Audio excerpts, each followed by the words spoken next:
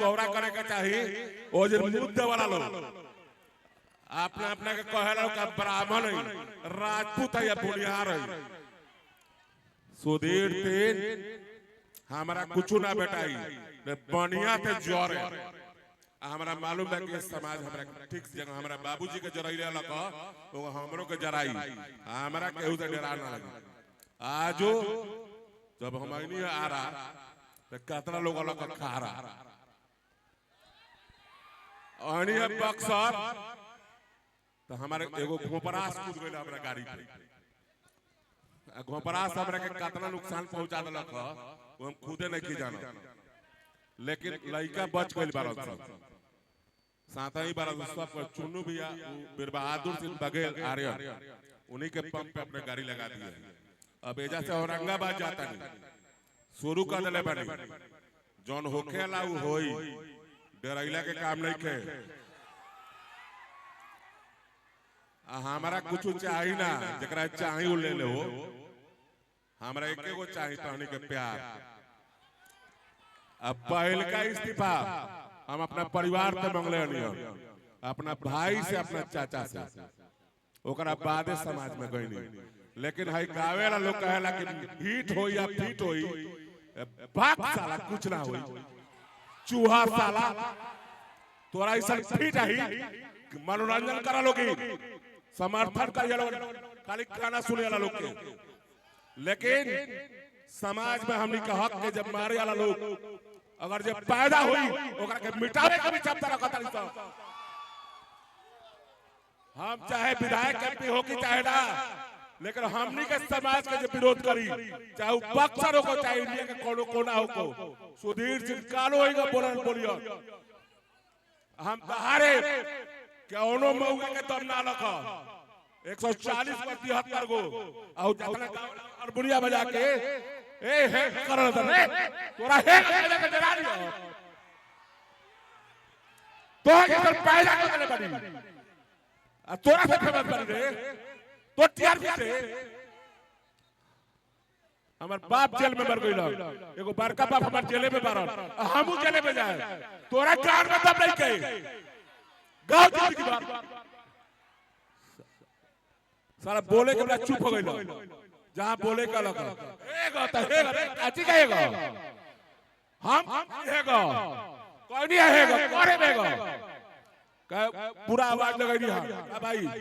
करिया खा लोगे का हे माता हे काची करे दारू पी के बिना दारू पड़े हमने का मूड में रहनी चाहिए हेगा होगा करेला लोग जहां बोले के बागो पोस्टो ना कइला कलो पैसा कमाई लो तो हनी का पैसा से स्वर्ण समाज चल रहा स्वर्ण समाज अपना हक के लड़ाई खातिर गलती से हिट हो जाला चुप हो गइला एसटी एससी जलला का वो रोक लाग गइला एक तारीख के देखता लोग हम अपन ताकतो दिखाई थी इहो ना के हम हमरा लगे पैसो नहीं के इहो ना हमरा लगे पैसो नहीं के 10 लाख रुपया रख ले नीचे बिछवा दे नीचे बिछवा दे रुका सुनो ना अपना पैसा अपना घरे रखा लोगी जहाँ बोले के बाद बोलते नहीं खलोगी खाली गाना का होता लोगी खाली खाली राजपूत पंडित ब्राह्मण भूमियार के नाम पे पैसा कमाई वालोगी लाज नहीं खेलेगा तो हमनी का बेटिया बही यूनिवर्सिटी में कहूँ हमनी का उल्टा सीधा बोली हम माइक ना हम फैन समाज में ना है हमारा केहू से डर ना लगेला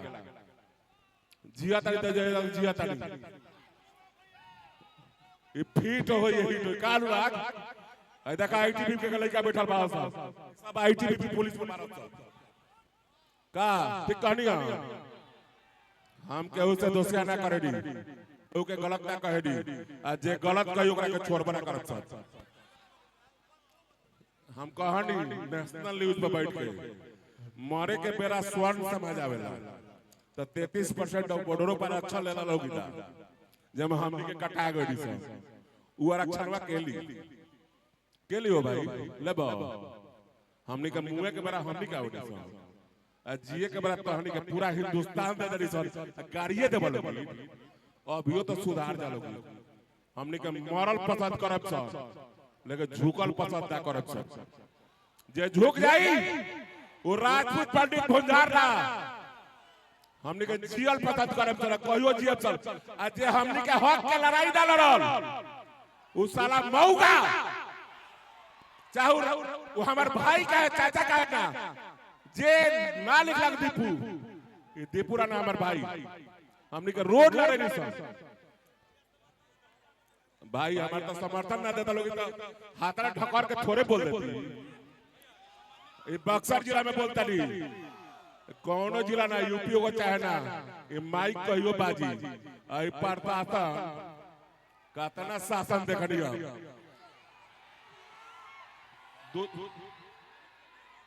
हाँ अपना भाई के आगे हटिया भाई ते 100 साल आ शतक मार के न बात हो, हमने के नाम रोशन हो। एक मिनट, हमने के नाम रोशन हो। आ जिन चूहाना बोल रहे हो उंगरा के देख लिया है वाला काम हो। नागिन वाला डांस ना कराई दी, लास्ट में उंगरा नागिन का डांस कराए आओ तब पैसा कमाए। हम किनहु देने के पसंद ना करे, हम चाहे रही चाहे ना। कहानी के 12 लोग कहे ना कि भाई पब्लिक भगवान हो, क्या कहे ना लोग कि आप लोग मेरे भगवान है। पैसा खातिर, खाली पैसा खातिर भगवान के तानी के मुद्द दला सर, आवाज उठाइला सर ना उठाइला सर,